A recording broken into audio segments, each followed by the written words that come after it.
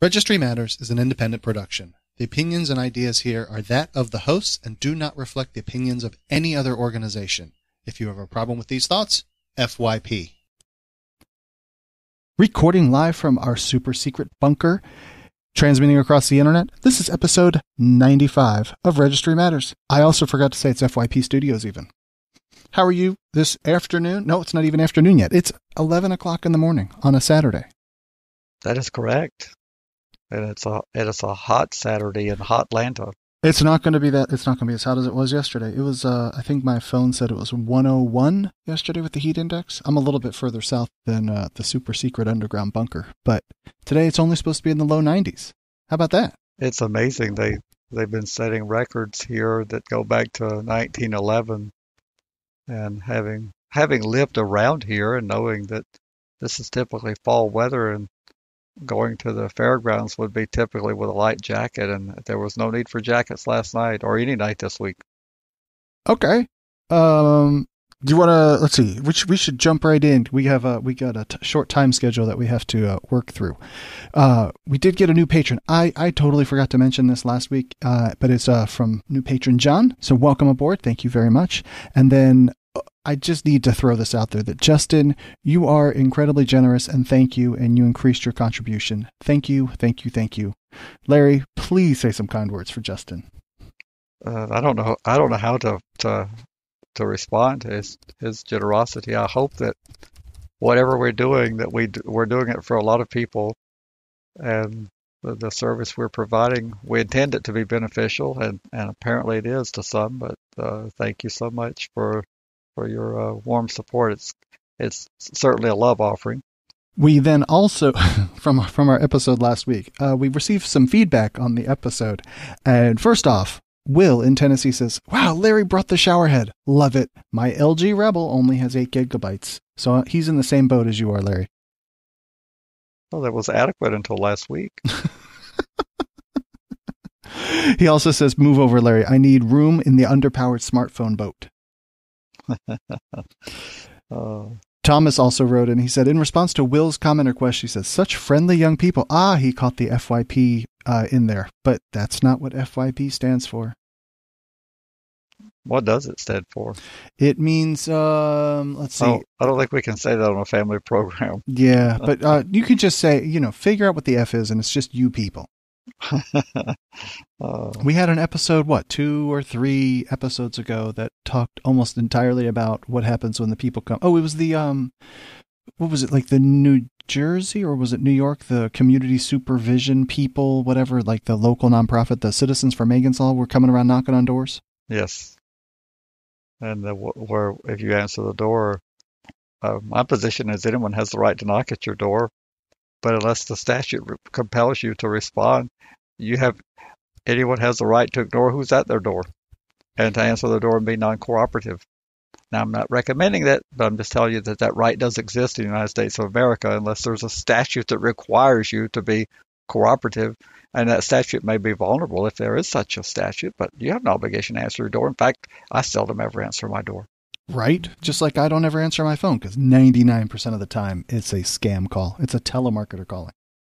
I would tend to agree that the overwhelming majority. To me, getting rid of a person at the door is more difficult than getting rid of the phone call. There's a little button you can press that ends the call. I have discovered a button, yes, that'll end the confrontation at the door. Now, you certainly can close the door, provided you have something between you and the person where they can't put their foot in the way and where they can't shove their way in. But to me, it's just so much easier to disengage an unwanted call than it is to disengage an unwanted door knock. I would completely agree with that. And then finally, David says, "Larry, I think you need a slightly more capable phone." Well, I do. I doubled this week. Oh, you doubled? You have now 16 gigaschmitzels? I sure do. Man, that's fantastic. And I even installed Zelle on my phone. What are you going to do with Zelle? Just in case I need to transfer money. Uh-huh. That's, all right. Sounds sketchy. Well, I thought that was a very efficient movement of funds. It is, it is definitely a more efficient way of moving funds around. It's it's owned by PayPal. To me, it's the same thing. I don't get what the difference is. Well, I was told that it's far more secure than PayPal. I've never heard of a breach from PayPal. I'm sure that it has happened. I've just never heard of any sort of large scale. The only thing that PayPal has is a bad reputation because people used their names to send out phishing email messages. Mm-hmm. But all right, well, then let's move on. We just received some breaking news. Did you get this one today from Nebraska, or did you get this yesterday? It came today, but I think as a result of this last few days, they had some hearings in Nebraska and the legislature, I guess, in some interim committees they have. So the article's dated from yesterday, but it's Nebraska sex offenders testify for changes in registry law. I didn't get a chance to read a whole lot of it because you sent it to me like 10 minutes ago. Well, I got it 15 minutes ago. Did you read it? I did read it. All right.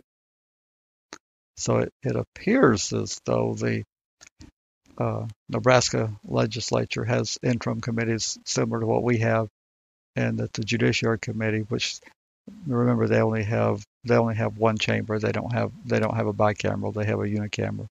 So they have just one body, and it looks like the Judiciary Committee held hearings on the Nebraska Registry and ways to improve it. And the gist of the article, the way I read it, was that a large number of people testified, some offenders and some family members, in regards to how the 2009 law has made their life more difficult. And so the chair, Lathrop, is very much interested in if they need to make improvements to the law. Now, whether he can achieve that is another matter, because you've got 49 senators over there, so that means you have to get it to the floor through the committee, and I forget the number on the committee if there's a bill, but then you have to get a majority of the 49, and you have to get the executive signature.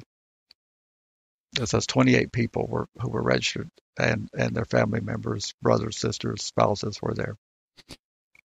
I think we've talked about this before, but what do you think the impact is of, fine, okay, we've punished the sex offenders, but what about the families that get punished? What do you think the impact of them testifying before the politicians is?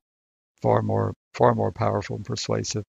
Something I've been hoping to see more of for a long time, and I'm glad that they did it. I'm impressed. I didn't get to see it. They sent me a link so I could have watched it live, but since I'm on this trip, I wasn't able to set aside that block of time to watch it live.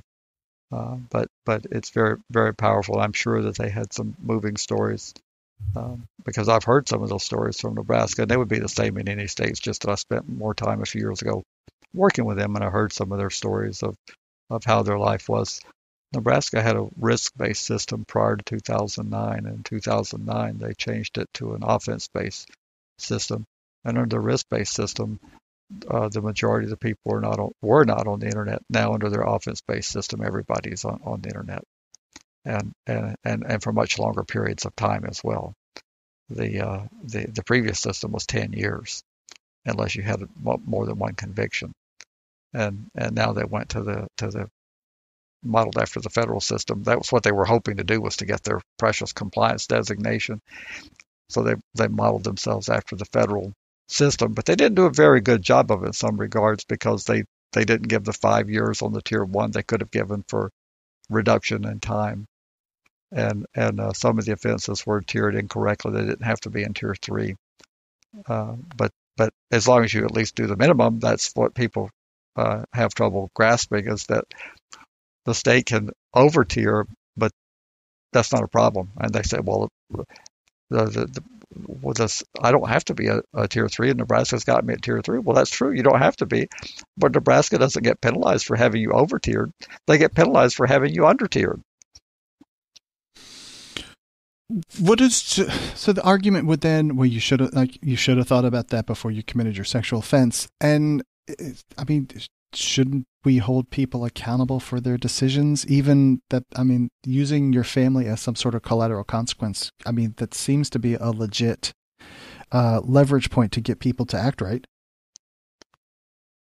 Well, it assumes that the registry is intended to punish. We do hold people accountable for the consequences, and they do suffer consequences, but those consequences are not a part of the civil regulatory scheme. The punishment was the imprisonment or the intensely supervised probation. and the felony conviction, the punishment of the registry, which is not supposed to be punishment, even if you could make the argument that you should be able to punish people through a civil regulatory scheme, you're not entitled to punish the family.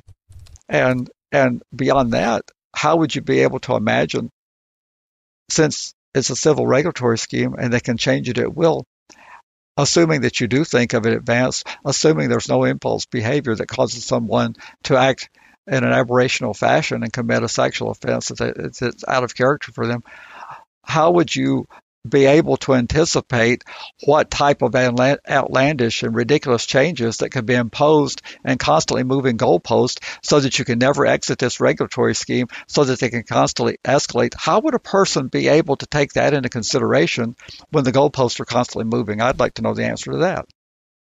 I was thinking more in like the very present sense, but then our super patron Mike, that, you know, he committed his offense 100 years ago, and he's still then dealing with all of that, even though he's no longer on any sort of supervision, but he still has the Florida garbage that he has to deal with.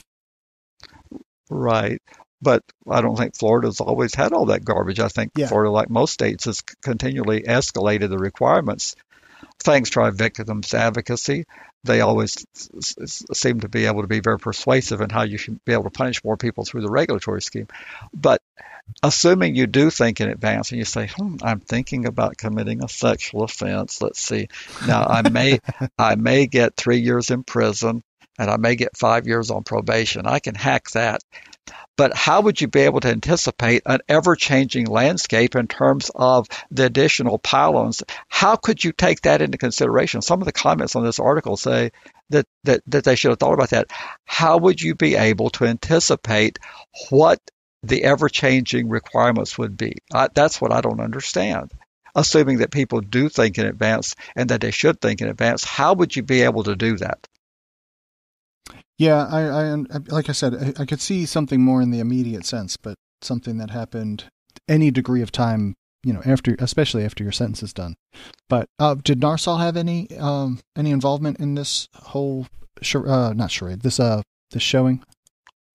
Well, I'm not even sure the affiliation status of Nebraskans Unafraid, but I know it was organized by the showing was organized by a group called Nebraskans Unafraid. So I'm not certain if they are affiliate or an advocate or how they're connected to Narsal. It's kind of embarrassing that I don't know all that. That's not even the question I'm asking. Brenda's saying that she's saying that they're all connected to Narsal, and Narsal submitted written testimony for that hearing. Oh yeah, I do recall that. Yeah, she can chime in here if she likes and tell us. She just said she stepped away, so she can't do that at the very moment. But she wanted me to bring that up, that Narsal was involved with all that. And you being the spokesperson for Narsal, please chastise me for saying that. I am not the spokesperson. Well, we can then start moving on to different articles that we have. The first one is kind of interesting in that it's from Lancaster, Pennsylvania. It's from WGAL. Lancaster mother sentenced to house arrest for bringing child to home of 3 registrants. And both of us are still scratching our heads. There's not nearly enough meat. I did a quick Google search to try and find any sort of more information about it. Is there a statute in Pennsylvania that says that you, as a free reigning citizen, you can't bring your children to the home of a registrant? Therefore, you're committing the felony? That's very strange to me. Apparently, that might be the case. It's not really clear to me that you in America, the person who's the non-convicted individual, which is the mom, they're not under any restraint. So theoretically, they can associate with whomever they choose. I thought that was one of the basic principles of American freedom and liberty. So therefore, you take your kid to visit where there happens to be a registered sex offender. In my mind, you wouldn't have been in violation of anything.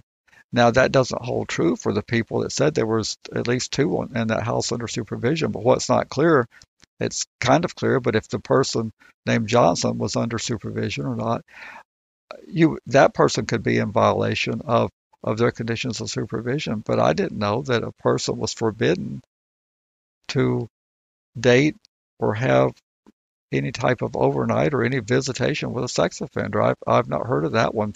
So this is going to be enlightening to us to figure this out, because a listener will be out there in Pennsylvania will tell us that, oh no, you can't. If you're on the registry, a person can't have. How would they know that you? Yes. How would you? Where would the knowledge come from?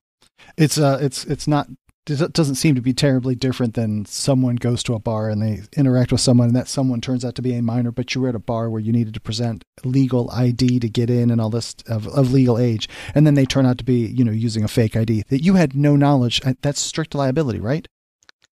That would be my definition of it. If you have, you would have every reason to believe that the person in there is of legal age. So it would, assuming that the bar is doing its job, you wouldn't need to run a separate identification check.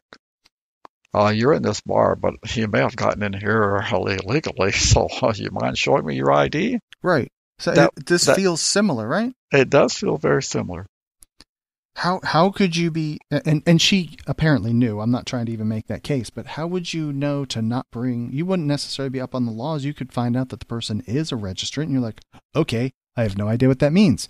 So then you go open up the 400 pounds of law books and figure out, oh wait, I can't bring my children around you because you're like, I can't see how that law would be enacted where everyone is now subjected to a code that they are completely unaware of and could violate just on a dime. It seems very bizarre. Hopefully we'll unearth some more information on this. But the average person walking around, I thought in this country we gave the parents broad decision-making power to make the decisions because they know what's in the best interest of their kid. We hear this all the time about family planning and stuff. We don't need the big old bad government telling us that their kids need to be taught sex education and stuff in school because the parents know what's best for the kids. It would seem like to me that a parent would, assuming that she did know in this case, I think she did know, wouldn't the parent be the best equipped according to conservative doctrine to decide who to have their relationship with? I don't understand why you'd want to put the big bad government in that decision making process. And I'm gonna make some crazy assertion. I mean, I don't know how long it's been that way, but Pennsylvania is Republican controlled in the legislature. Yeah, I wouldn't. Since we don't know enough about it, I wouldn't want to make that correlation. But in general, it is the conservatives who claim that they stand for lack of intrusion of government into family decision making. It would seem like this would be one of those areas where the family, like they say that they know the best for what's best for their kids. Maybe the mother had evaluated the offenses. Maybe the mother had concluded that this didn't pose any risk to her child. What makes the big bad government more qualified to make that decision and spend and prosecute this woman and spend a whole bunch of money? Because I thought the parents were best equipped to make decisions anyway.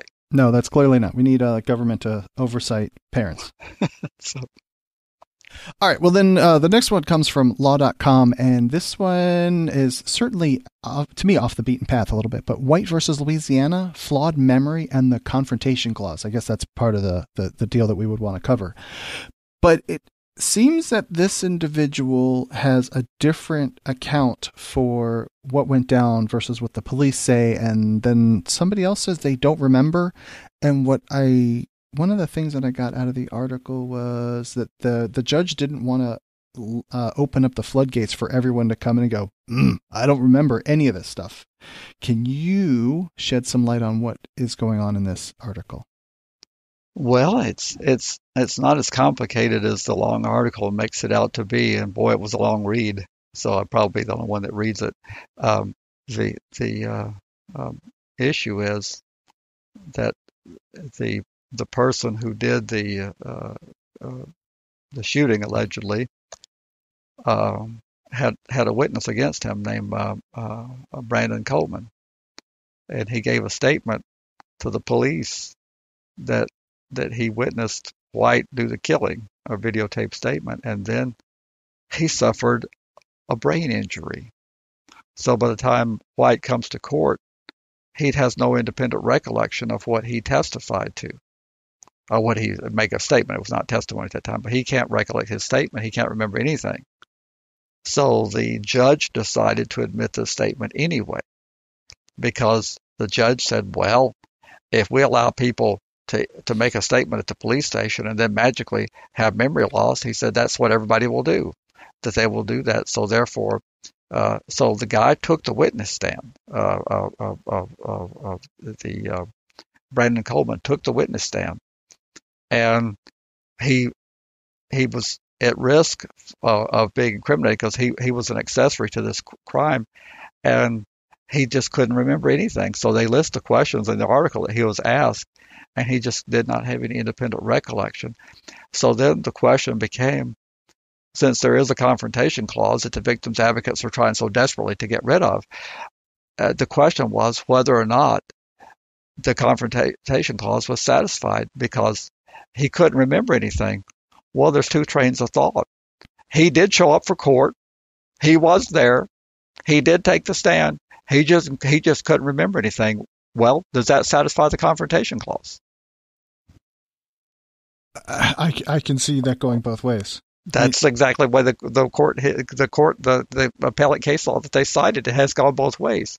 He showed up for court. It's not like he was shielded from coming to court. He presented himself.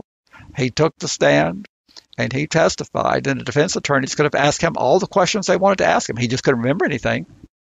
But he was not hiding from questions. He didn't say, I choose not to answer your questions on Fifth Amendment grounds. He said, I can't answer your question because I don't have any recollection.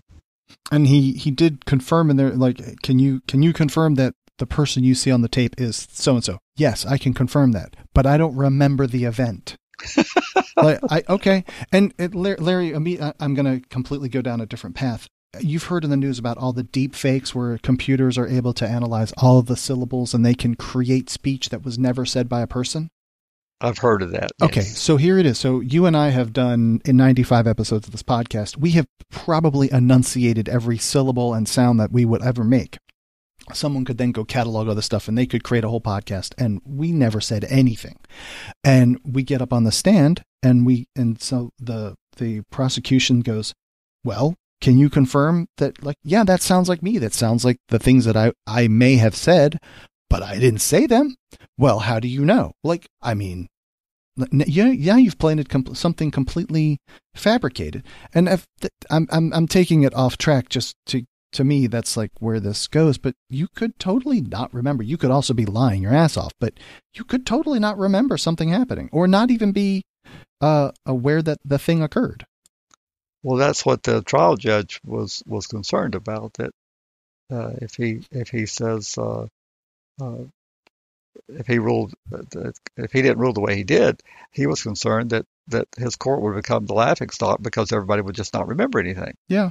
And but even the strong advocate, Justice Scalia on the Supreme Court, he's even gone the other way. And I can't break out all the nuances because of the article was longer than what I could digest in the short prep time.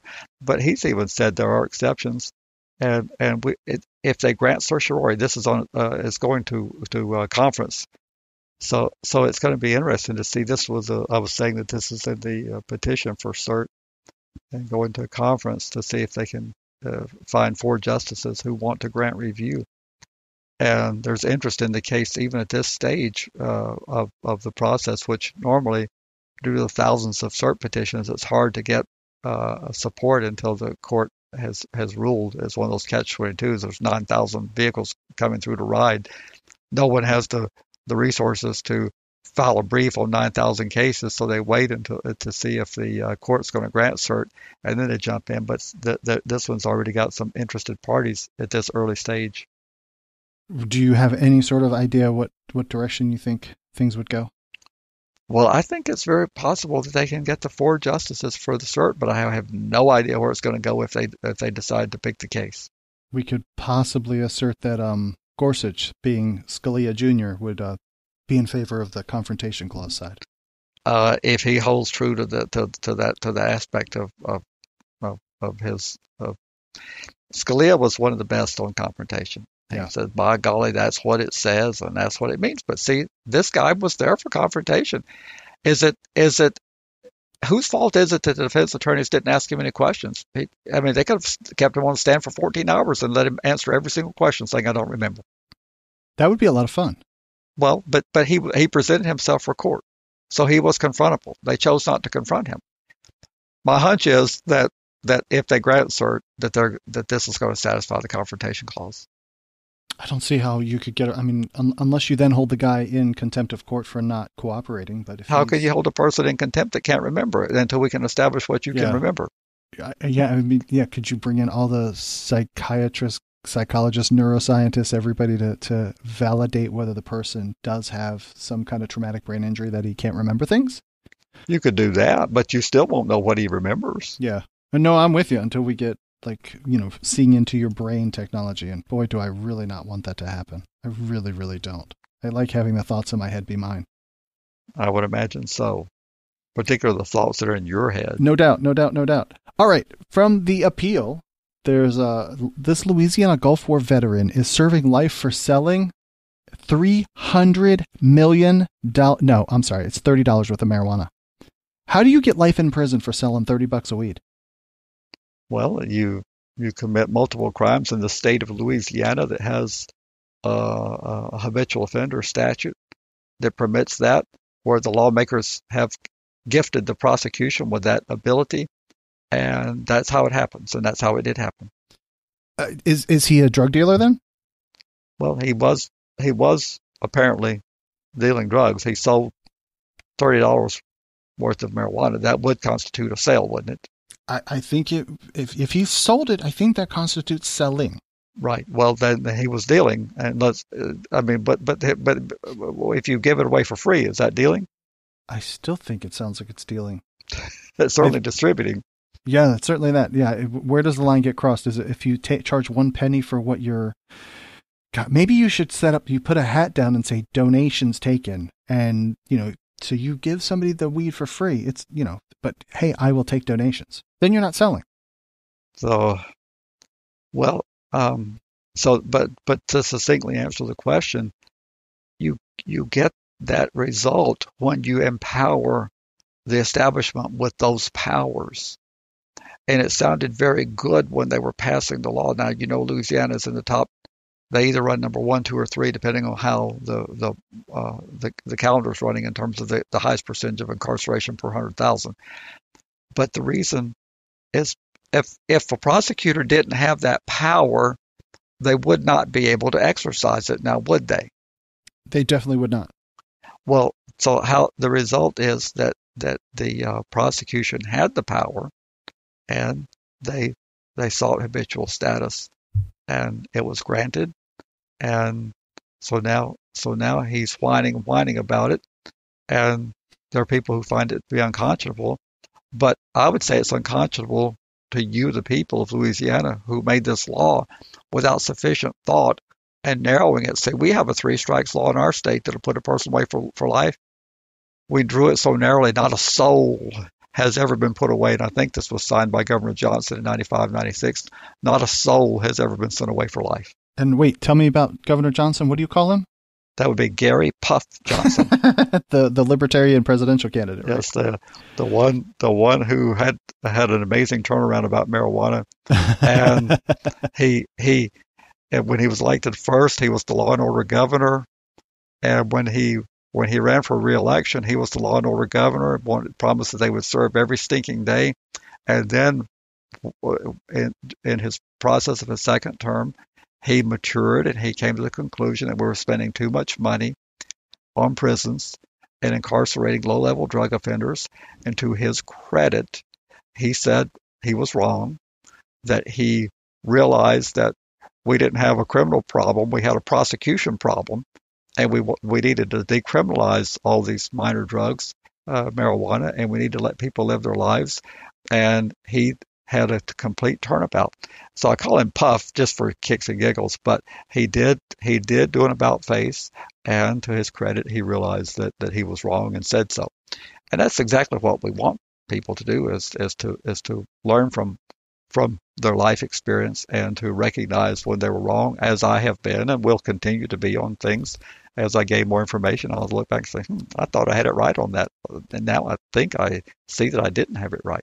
Let me travel down this path real quick. So that's an example of someone changing their mind, and then we, the people, will then go, "Oh, this politician flip-flops." Like you can't hold them, like they can't update and change their way of thinking, and we beat them to death. But then we will also beat them to death on, can they ever evolve their thinking? You know, the whole crime thing with Hillary Clinton, the super predator and all that stuff. And, you know, people's attitudes evolve and change. Well, I think from my personal perspective, I hold them accountable when they have oscillating views that change from audience to audience. I don't hold anyone in disdain for maturing and recognizing that they were wrong and they evolve in their thinking. But if you speak to one group and you're pro-life, and you speak to the next group you're pro-choice, that's the problem. Okay.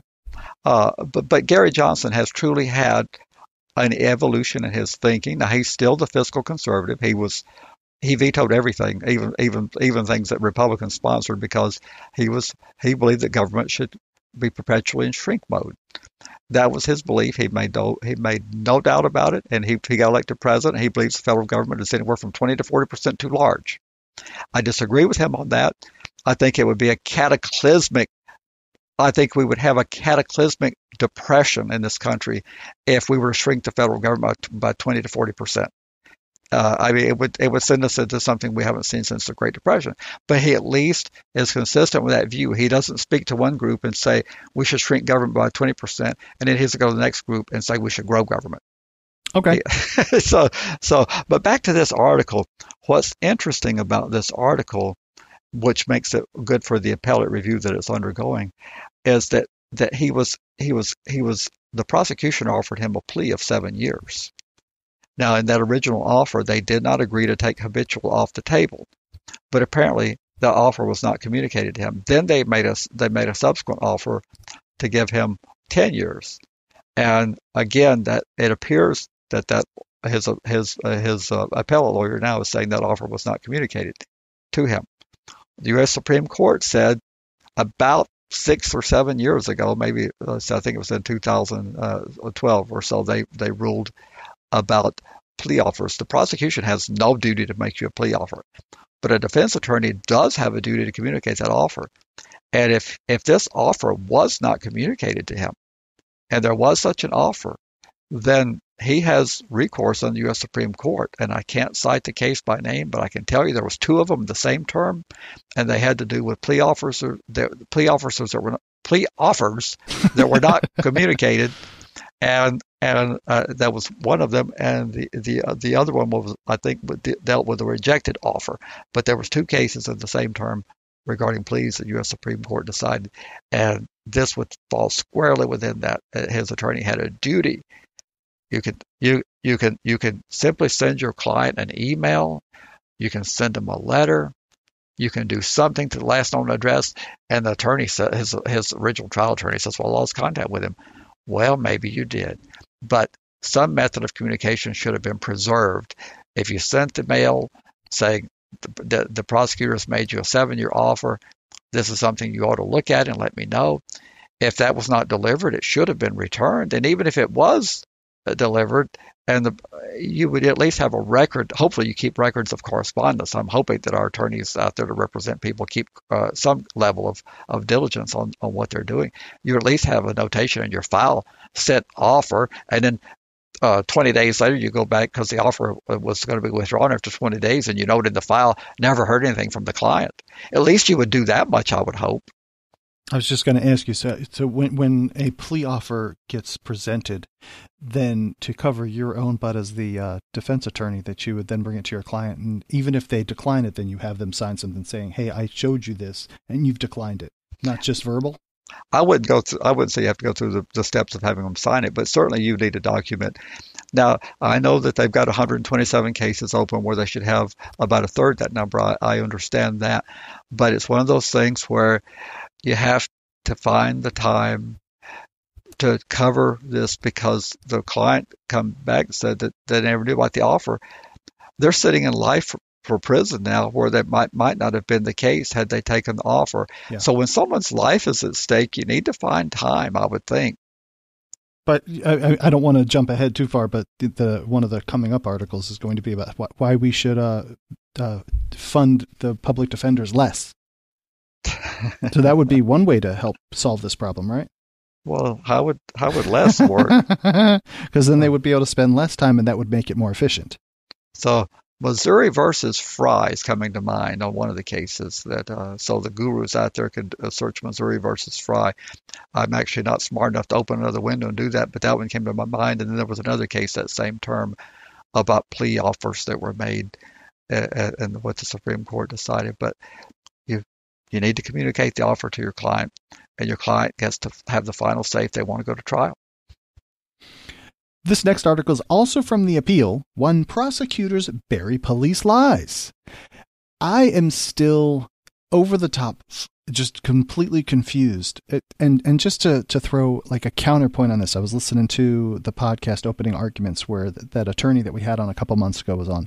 And he says, excuse me, he said he knows a bunch of prosecutors, and he said they like lose sleep over the notion of putting an innocent person away and, taking away somebody's liberty. And they want to make sure that when evidence is presented, that I'm trying to remember the clause that he used, the statement of it enacted a thing when there's evidence, and I can't remember what it was called at this point.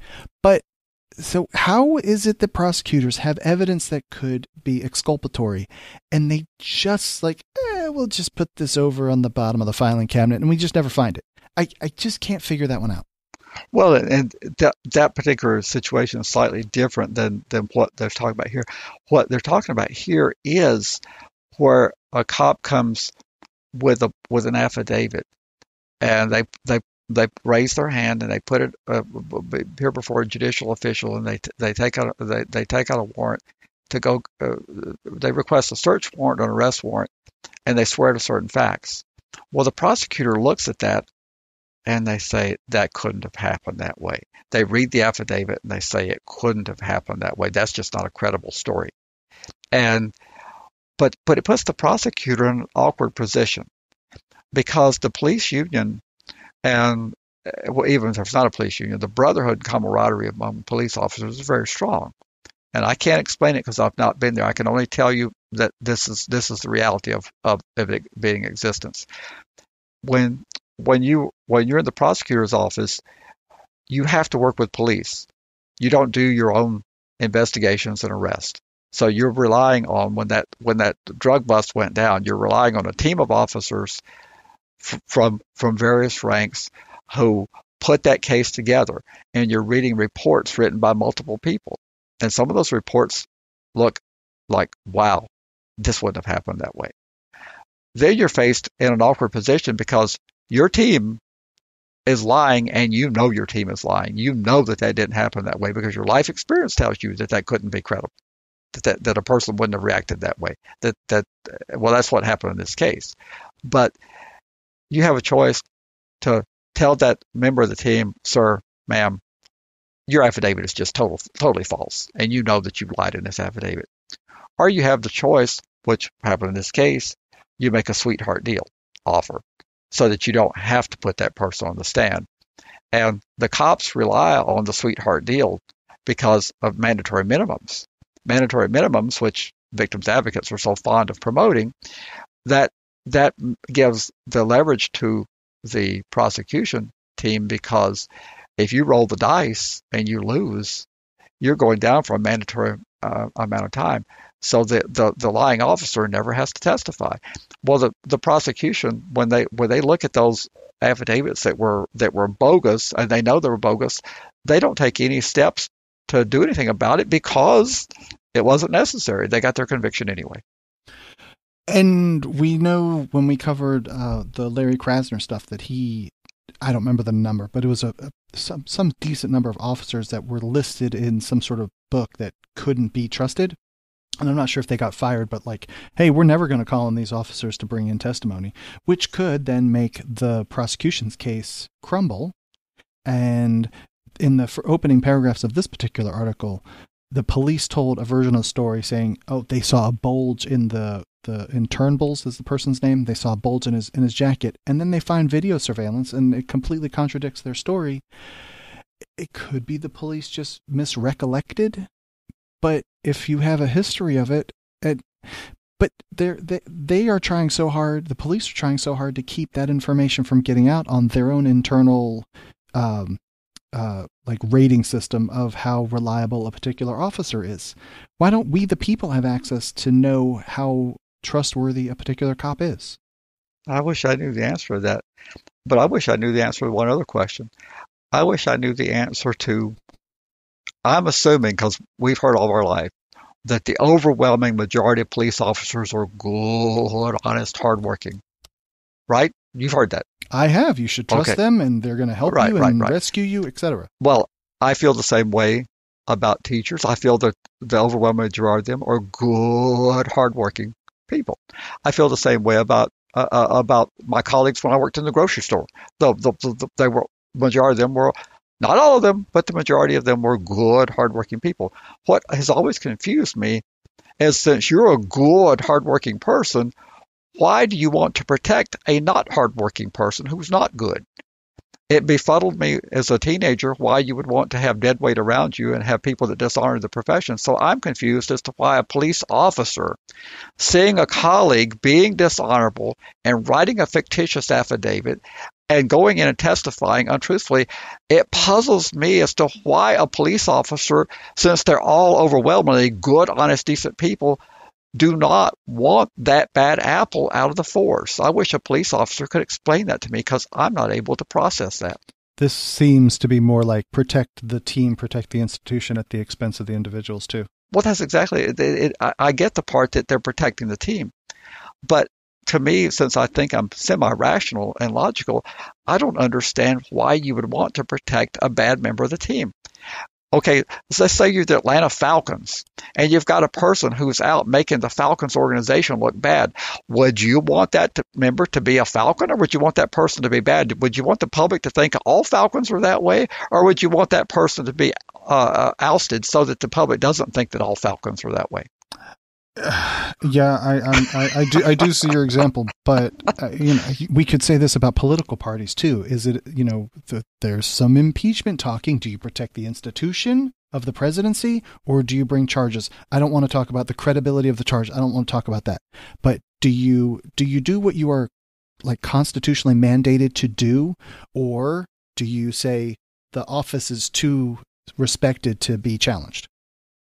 So, well, that would be a rabbit hole to go down, wouldn't it? I know it would be, but that feels like, a fairly close, fairly significant current level of news comparison.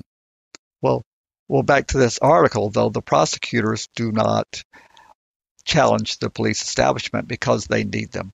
And most of these cases resolve themselves 95% with pleas, and therefore it doesn't need to be dealt with as far as they're concerned. Just one other thing would it be possible to separate out that prosecutors are not, quote unquote, related to the police? Could it be a three-legged system, sort of like the way the government is set up in general, to where they're their own independent organization, and not tied? I don't know. I don't know if I'm communicating that well. It just seems like an idea so that they're more impartial to where they're getting their evidence from also. Well, but somebody has to be the ground troopers, and that's the law enforcement. That's the cops, the beat cops. Somebody has to be out there grabbing bad guys. Yeah. I'm just I'm trying to see if there's a way to set up some sort of barrier to create, almost like having so this particular county, they use that particular county's sheriff's office, law enforcement to do the investigating, but then have prosecutors from a completely different area so that they're at least more independent than having the local. Now that's an interesting theory. So they would not be tied at the hip under that.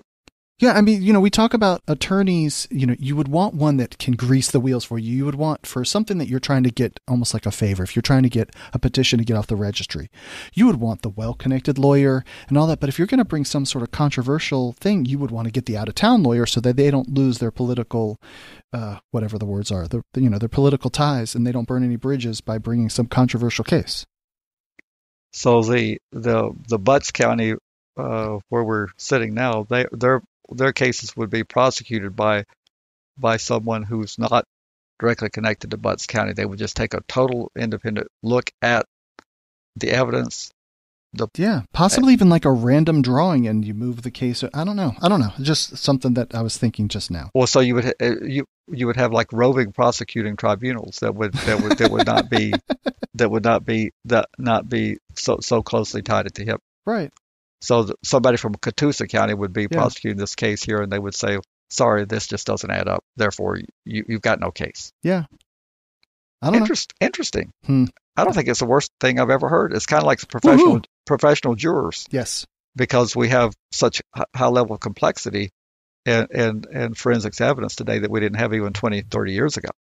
Right. And the jurors are just overwhelmed with experts now. Overwhelmed. If you were to sit through a trial today, if on the off chance that it involves even the most basic of forensics, the experts are just mind-boggling in terms of what they testify to. Ready to be a part of Registry Matters? Get links at registrymatters.co.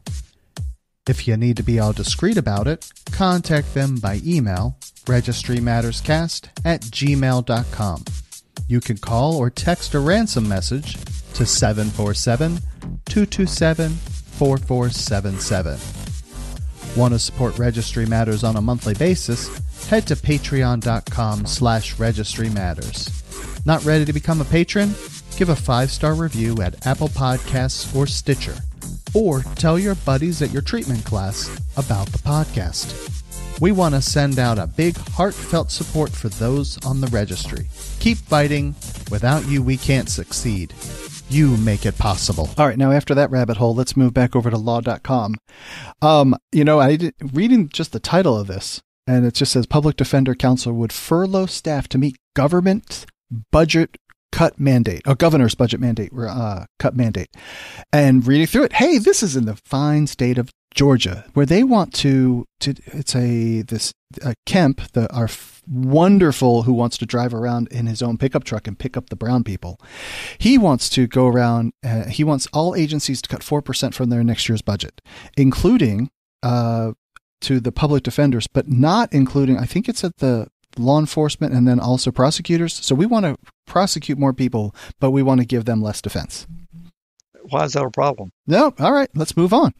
So, yes, well, what's interesting about this, and I think it ties into another article, first of all, knowing a little bit about how well-funded states are, Georgia is one of the best financed states in the country in terms of having a very diverse economy, having very reliable revenue streams, and having predictable revenue flows. So I don't know what's driving the request for the budget cuts. I mean, this is supposed to be the best economy that we're in the history of all of mankind, and so revenue should be just gushing in, particularly in a diversified state like this.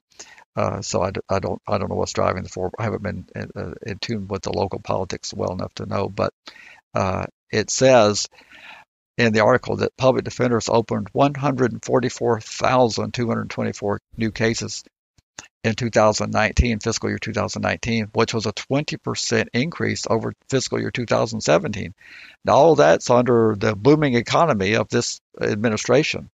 And yet the number of cases have gone up by 20% in a very brief period of time. That's 10% per year, right? Yep. Well, I mean, mathematically, it's actually a little bit different because of the compounding, but 10% per year.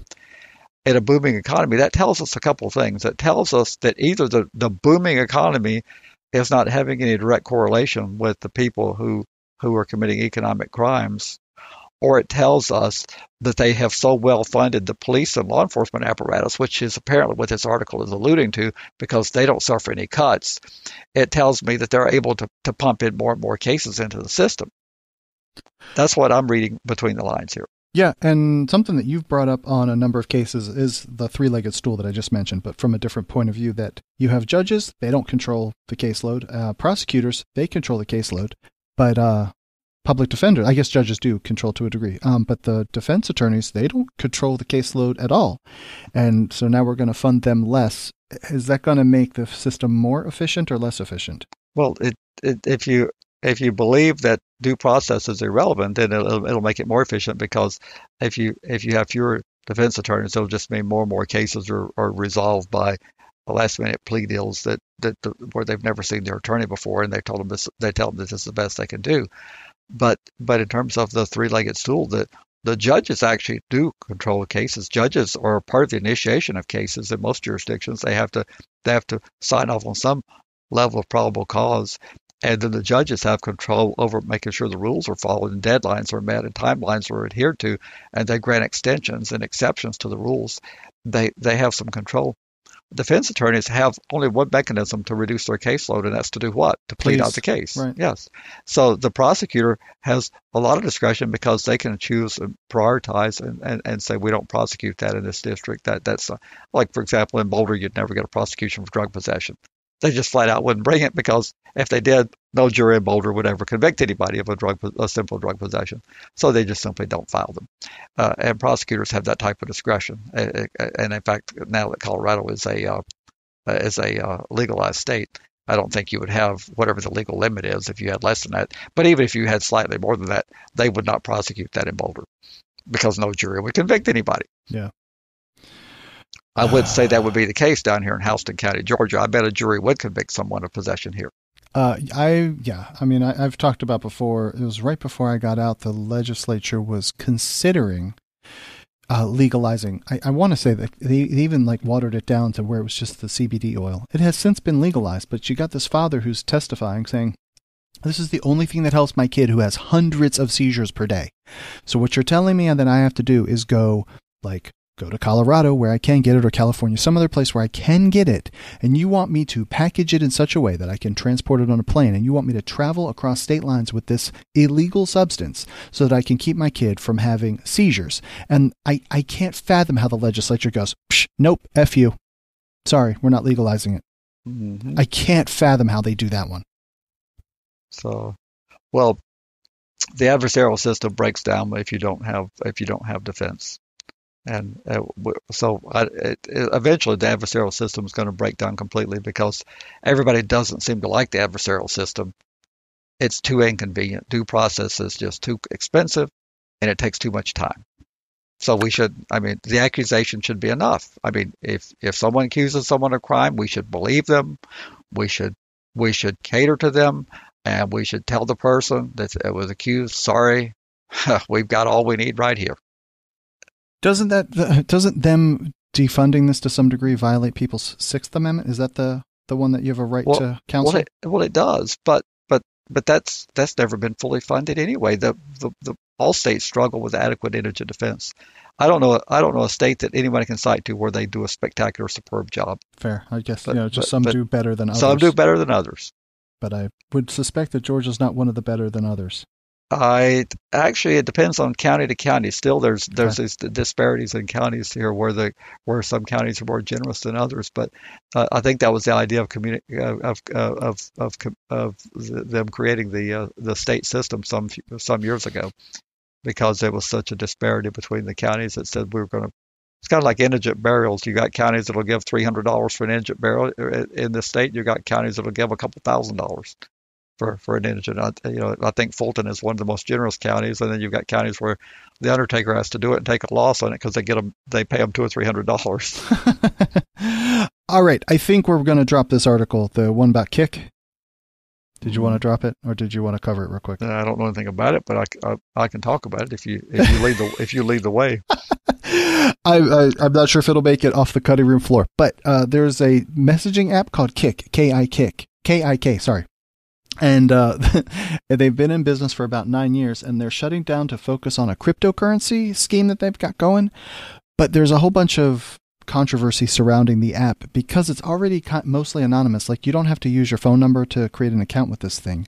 And that has then led people to do nefarious things with it, to any sort of child exploitation, anything that would be, an online crime like that. And so I think from that side of things, it's a good thing, I guess. I just don't see how this app being the target for that kind of scrutiny, being challenged as hey, this is the tool that people use. You could use a pencil to commit murder, so we should ban all pencils. But so this app is shutting down after 9 years so they can focus on cryptocurrency.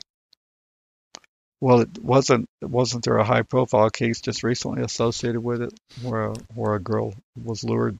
Yeah, I mean, but I don't think that's the reason why. Again, how do you convict the communication platform for being? I mean, yes, they facilitated, but do you accuse the post office of mailing the bombs around, or yeah, I guess it was bombs, but there was a white powder substance during the Obama administration. I guess it was. Maybe it was even during Trump. That stuff. People mail stuff. So then, is the post office guilty of doing it? Well, I don't know that we would say the post office would be guilty of doing it. I guess the question would be, can the post office, at a reasonable cost, and that's always the battle of what's reasonable, at a reasonable cost, detect unsafe packages and parcels that are moving through their network to prevent them from reaching their destination? That's the question. Well, that's the same thing with Kick. Is there a reasonable precaution that could be taken that would not unduly burden the company and unduly interfere with people who want to communicate by that platform so that you could not have these things be as likely to happen? I think that's the question. Not would you want to shut it down altogether, but what could you do to be a responsible corporate citizen? And I guess they've decided they could be a responsible corporate citizen by shutting down. I guess so. They're Canadian based, and they were once valued at $1 billion. And I don't know. I only used it briefly, and I got scolded by my handlers. They saw that I had installed it, and I don't know. I installed it. I used it a couple times, and I installed it, but it showed up in my history. So they were like, "Oh, you have this app." I was like, "I don't have it," but it showed up. Anyway, they were upset with me for having it. So, well, I've never gone to I guess I couldn't now if they shut down, but I never looked it up. But I heard people from time to time mention Kick, so I had heard of it, but I didn't know anything more than that. So you didn't have to connect it to a phone. It is an app, and it's on your phone, but you don't use your phone number too, so that keeps you anonymous from that point of view. And that's why a lot of people would use it as on almost everything else, Facebook, anything else, even the privacy-focused messenger app called Signal. That's highly encrypted. They authenticate you using your phone number. It makes it less than anonymous by having to use your phone number to authenticate against it. Oh, well, all righty, if you say so. I do, and I'm the final arbiter of things being said. This next article comes from rrstar.com, which I have no idea what RR, but it's 62 degrees in Rockford right now. But the title of the article is Fantasy Sports and Sex Offender Internet Access on State Supreme Court Docket. This is coming from Illinois, and there's two cases, both of them internet related. One of them is just about betting online and how do you get your wager money back. The second one is a social media ban. Where do you want to go first? I don't know anything about either one. I did reading through it. I don't particularly care about the online betting thing. Go ahead, bet, have fun. They're legalizing it all over the place. So get your rocks off doing that. The other one is a social media ban that sex offenders can't use social media. And this one, there's a couple points that I think to me are of interest. And it says in court documents, I guess it would be the plaintiff, called barring access to the internet draconian. But then there's another statement in there, and this is, I can channel my inner Larry if I say it, but it says if you're on supervision, you have a diminished expectation of liberty. That is correct. But then I guess, the Packingham stuff, it was people post that they couldn't use social media, and that's where that got struck down. And this is, it's going to get rehashed, I guess, from their point of view. But one other thing that it says it is almost impossible that in today's world that you could live without access to social media. Define what social media would be. So we're reading this article, and at the bottom of it, it says, "Hey, would you like to comment?" Doesn't that make it social media? And we're at a news website. Well, it depends on how they define it in the states where they've tried to do social media restrictions and bans. It depends on how broadly. And in the case of Louisiana, it was so broadly that even the courts there said no way. So let me channel my inner Larry. You are a person, right? This is a media publication, right? Right. You are being social, right? Right. So then this is social media using this website. But I think you would then find a lot of problems from people. They would push back and go, well, you can't ban somebody from reading the news. Could you? Well, they can read it in the old-fashioned paper. I mean, that might not be possible. You might then be limited on the publications that you can get. You know, can you go to your library and get it? Oh, wait, many of our people can't go to libraries, right? Well, that is one of the tests is if there are adequate alternatives. So these things drive me crazy. Again, back to my stupid pencil example. The internet is just a tool that people use to do things. You can do wonderful things. You can do nefarious things. If you want someone to be monitored, monitor them. And I'm deeply troubled by them restricting access to the internet. This one showed up, and again, it's another article that we don't have enough, but we're going to just try and bat it around for a minute. This is the irishpost.com. And 5-year-old boy with autism labeled sex offender after hugging a classmate. How do you take a kid that has a diminished capacity and does something that he thinks is appropriate? Doesn't seem that he did anything really that horrible, but you label him a sexual predator? That's terrible. Terrible. Well, and of course, I'm not clear on this. If when they say labeled a sexual predator, who made the label? Is this the result of a criminal proceeding, or is this the school saying that he's internally they've described him? Who has bestowed that label on him? The family claimed that Nathan is being accused of sexual activities by members of staff at the school. That's in the second paragraph of the article. So the staff at the school is saying that this kid is a terrible, horrible human at 9 with autism. The staff is saying that, but that doesn't make someone a sexual predator. Internally, the school says that they're providing special monitoring of this individual. That doesn't translate to being a sexual predator as far as the world is concerned. So I'm just a little confused about when they who's labeled him a sexual predator. It sounds like the school has. Doesn't sound like he's been through a court of law and that they've determined he's a sexual predator.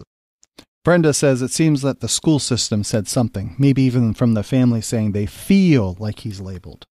Okay, well, I would feel the same way, but that's an example of how our zero tolerance policy has developed. Stuff is handled by schools entirely differently than what it would have been. It looks like they did call the guardian and say that they were concerned, but things are not handled the same way they used to be handled because of the public sensitivity that we have today about. And this is not me saying I support this for those who magically translate when I say something. I'm just reflecting public opinion, not creating it. The public has demanded that schools respond very sternly, very promptly, very aggressively to sexual inappropriate behavior, regardless of the age. What would have been handled in my generation one way that's not an acceptable method as far as how the public sees how serious these situations are by today's standards. Yeah. What do you do with a 5-year-old though? What are you going to do? Run him up the flagpole and label him as a sex offender forever? Well, I don't know how much information we have about this. It seems like they're providing him more oversight and more scrutiny to his behavior. But if you've got an autistic child, they're not going to be able to conform their behavior depending on the severity of the autism. They're not going to be able to conform their behavior. Yeah, I think society then conforms around them depending on the severity of the autism.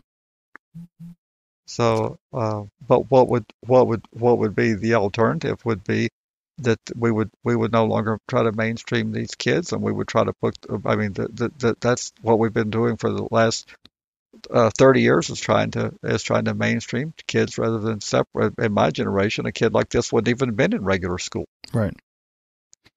But then you end up with all kinds of equality claims and challenges that the kid deserves a traditional, quote unquote, normal education. Yeah, that's the point I'm making. Yeah. As we strive to mainstream these kids, some of them with behavioral problems, and in particular when they have a degree of autism, they're not able. I had a sister that was institutionalized, died a few years ago, but she was institutionalized in a Georgia institution for with autism for almost her entire life until they closed the institution. Hmm. Well, let's move over to the Altoona Mirror. And this title is Inmate Loses Court Challenge. Hesley contested sexual violent predator finding. And where is this? I guess Altoona is Pennsylvania. And a Bedford County man who entered a no contest plea in 2010 to the rape of a child has lost his challenge to a court finding that he was a sexually violent predator, which means he must register as a sex offender. Why do you think that this is an important article to cover, Larry? Well, I don't know if I put it in here, but for the people who have thirst for legal knowledge and who enjoy the nuances, this case is very challenging for that type of mindset, because in Pennsylvania you don't become a sexually violent predator by crime. You become a sexually violent predator by a proceeding that people go through. And so at the end of your trial, if you take it to trial or after you plea, the Commonwealth asks that you be designated as a sexually violent predator. Now, that was under their previous Megan's Law. They don't have Megan's Law anymore. They adopted the Adam Walsh Act, which became effective in 2012, their version of the Adam Walsh Act. And they went purely to an offense-based system. And that designation no longer existed.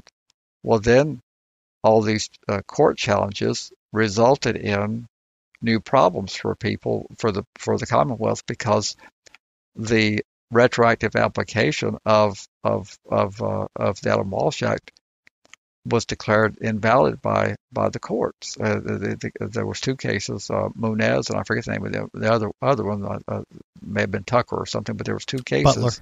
Butler. Okay, Butler. Well, I was close. Yep.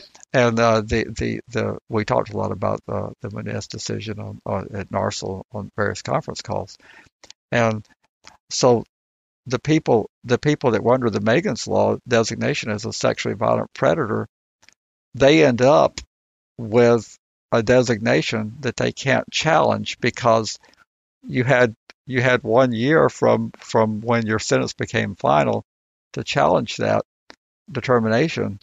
Well, then, unless you had a crystal ball, you didn't know that the new version of registration was going to be declared unconstitutional. So these people are arguing that they should be able to go back and challenge outside the 1 year window. They're a sexually violent predator as designation, and the court saying not until we're told by an appellate level court that the Munez and the Butler decision is retroactive. They're not retroactive, so you still don't have a vehicle to use. You're time barred. So that's why it's interesting to me if they're going to be able to lift that time bar to. And I know someone on a personal level that has that designation, and it's tragic because that was who he might have been decades ago, but that's not who he is today. Gotcha. But there's nothing he can do about it because the door is closed. Okay. Man, so that's almost like a statute of limitations, right? Well, it's a time bar for making a challenge to the SVP designation, and so they're trying to establish that the appellate level decisions of Munez and Butler should open the door to a belated challenge, and I hope they win. I do too. We are very time constrained, so let's cover these last couple articles quickly. We have a New York Times opinion piece that says how mandatory minimums enable police misconduct. Didn't we just reference some stuff about this in one of our previous articles? It sounded familiar. Yeah, these tie together.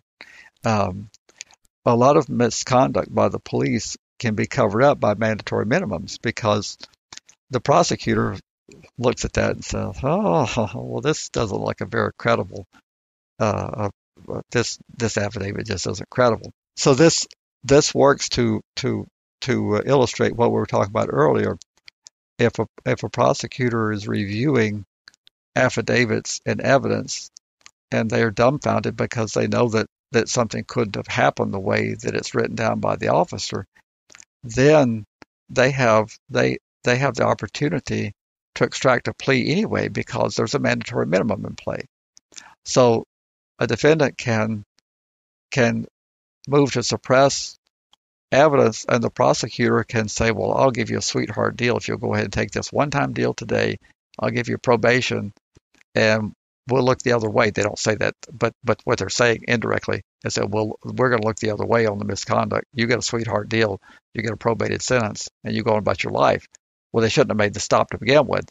They lied about what the basis for stopping me. Yeah, they did find the dope, but they didn't have the basis for the stop. They couldn't have seen what they said saw because it was pitch black and the windows were tinted, and they couldn't have seen what they said they saw.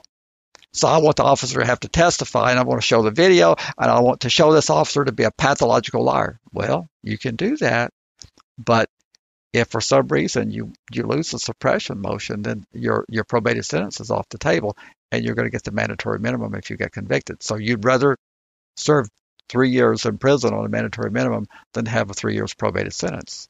That's a tough position to put people in. Agreed. And that's one of the downsides of mandatory minimums is because it allows for misconduct to be accepted because you think you're getting a great deal, because the hammer of the mandatory minimum, the judge is not going to be able to give you probation because the legislature has tied his or her hands by saying that this offense against society is so severe that you have to receive this sentence. This goes back to like the thing that I keep saying, though. It just feels like prosecutors are just totally after the notch in their belt. They're not interested in justice. They're not interested in the civil liberties. They are interested in the victories, only the victories. And this supports that. Well, they're interested in closing out the case, and they're interested in not destroying the camaraderie of the team they have to work with. How well are they going to work with a police agency if you have prosecutors looking at the police officer and saying, well, I'm sorry, this affidavit is just unbelievable. Yeah, I think you're a joke of a cop. But that's at the expense of somebody going and sitting in a cage. That is exactly that's at the expense of that. But that doesn't change the reality. Yeah. The cop is going to go back and say, you're not going to believe it, but Prosecutor Jones just told me that I was a pathological liar and that she wasn't going to even put on my case, that she was dismissing it and filing a nolle prosequi. And can you believe that? And then the officer says, well, I'll declare. Well, we'll just find out about that. And first thing you know, you've got no camaraderie on the team. And that's the problem that they're facing. Again, I don't agree with this, folks. I wish this wasn't the reality of the situation. I am dead set against this. I'm merely telling you, I'm the communication piece telling you why they do it. Because I'm waiting for the deluge of hate mail saying, well, there he's on the prosecution team all of a sudden. I'm going to forward them all to you, by the way. But that's what their considerations are. And I can't change their considerations. I don't make the rules for police conduct. I don't form that camaraderie of protection that they have. And I don't make these rules for life. I'm merely telling you that's their consideration. So not the world the way it should be, but it is be. That's exactly right. I gotcha. All right. And then to close it out, and then we have the other New York Times opinion piece. So the police can't solve the problem. They are the problem. 25 years after the infamous 1994 crime bill, too many criminal justice groups are simply reimagining mass incarceration. Good read. And any highlights that you want to cover before we have to scoot out of here? I like this article because it illustrates what I say, and since I don't have a fancy degree to say it, it has statistics that are in here that are just so remarkable that I would like to highlight them. The crime bill of 1994, which President Clinton signed. That's the super predator thing, right? Well, that was among many things that it did, but it. Those of you that are too young to remember, or those with faded memories, President Clinton promised that he was going to help local communities have 100,000 new officers on the streets. Now, he was elected in 93, and he left office at the end of 2000, early 2001. But at the time, but between the decade of the 90s, the number of police officers went up dramatically thanks to a lot of federal funding. And boy, with those local communities who believe that they hate the federal government so much, they were happy to take that money to have those extra police officers. So the legislation was partly responsible for a 30% increase in the number of police officers from 699,000 in 1990 to 899,000 in 1999. So we got 200,000 more cops, 7,000 more police officers in the schools, and now today, according to this article, there are over 1 million law enforcement officers in the United States. Now, at the same time, there has been a 26% decline in overall crime from 1993 to 2000. So as crime went down, the number of officers continued to go up. And what I don't understand is if you continue to increase the number of cops while the number of crimes are going down, how do you provide work for those cops to do? Oh, I think I know. They trump up bullshit things to do. Like Wow. go around and harass people on Halloween. Yes. So I continue to say that as crime drops, the number of people in the law enforcement establishment needs to also go down, not up. Down, folks, down. You won't be able to contain the number of cases that enter the justice system if you don't contain the ability to file cases. So therefore, rather than running down to your city council and to your state legislature demanding more and more cops, you need to run down to your city council and your county commission and to your state legislature demanding fewer and fewer cops, because you're safer now than you've ever been in recorded history. And we were just talking about that. We were watching a TV show, the news show the other night here in this very bunker about a crime in Covington. And I said, well, this crime would have happened 30 years also ago. The only difference is today we know about it because Covington's a part of the Atlanta metro area. It's accepted now. Back in 30 years ago, you had to make a long-distance call to call from Covington to Atlanta, and you had to pay money to talk from Covington to Atlanta. And if you were going to put something on the news from Covington, you had to dispatch a remote vehicle that cost gobs of money. You had to buy satellite time so you could upload it to your studio, so you could do a live stand-up. You do all that with free technology today. You know, you can be on your phone, doesn't cost anything. You can do a live stand-up on location. So what happened in Covington that made the Atlanta news wouldn't have made the Atlanta news 30 years ago. But you're safer now than you were 30 years ago. Statistically, folks, you're safer being alive today than you were 30 years ago. Back to the point of this article, if you want to stop the number of people being brought into the system, you've got to contain and reduce the number of cops. Closing jails is a part of the equation, but if you continue to have the same number of people processing and arresting folks, you're going to have an overcrowded situation with your remaining jails. You have to stop bringing cases into the system. And the cops are not going to file fewer cases. If you double the size of your police department, you're going to have more people arrested. I mean, it's just basic numbers. If a cop's out on patrol, if you have double the number of patrol officers, those officers are going to write more citations, and they're going to do more stops. They're going to do more canine searches. They're going to do more things that they wouldn't have been able to do if you didn't have them out there. Brenda says we can't have that. We won't be safe. Oh. You know, so this goes to, we've had this conversation about like there's some sort of implicit rule in Georgia that if you drive 10 over, you won't get pulled over, which I say is complete poppycock. I mean, it may be true until that day where there's an extra cop and they've decided to set the rule today to be 6 miles over, or then another day it's 4 miles over. How do you know that today is the day that it's 10 and that's okay? You just set your cruise on 80 when it's 70. Why is that all of a sudden okay? It does say speed limit. I don't mean to be a pedantic asshole, but like, is 5 okay? Is 6? Is 7? Where does it cross the line that the cop's going to let you get away with it? And if there's 10 times as many law enforcement out there, that number might become 1. It might become 1, or it might become 1 if you fit a particular profile. And that's what we have the problem with profiling, because as a middle-aged white man driving a very conservative car, they're probably not going to pull me over in most circumstances. I know we had a guy tell me he was in the ghetto in a high crime, drug infested area, and they pulled him over because he was white and he didn't belong there. I've heard that story before. We've had it on the podcast. Yep. But by and large, I'm not going to get pulled over no matter where I go. By and large, I'm not going to have a problem. But if you fit one of the profiles, you're going to get pulled over if they're the extra manpower to do that, because that's what cops do. They look for problems. That's how they're able to set up these massive sting undercover operations where they have dozens of officers from multiple agencies chatting online, convincing people that they're 13, 14, 15, 16 years old and convincing them to drive across the state or across the country. That's how they're able to do that, because you gave them the resources. Larry, we got to close this thing out. We got to get on the road.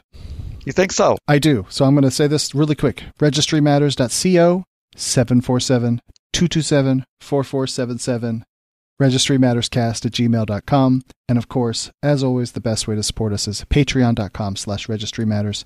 And thank you to all of our patrons. Thank you to all of our listeners. Thank you to the people in chat. And with that, Larry, episode 94 is in the circular file now. Well, thanks a lot. Take care. Bye.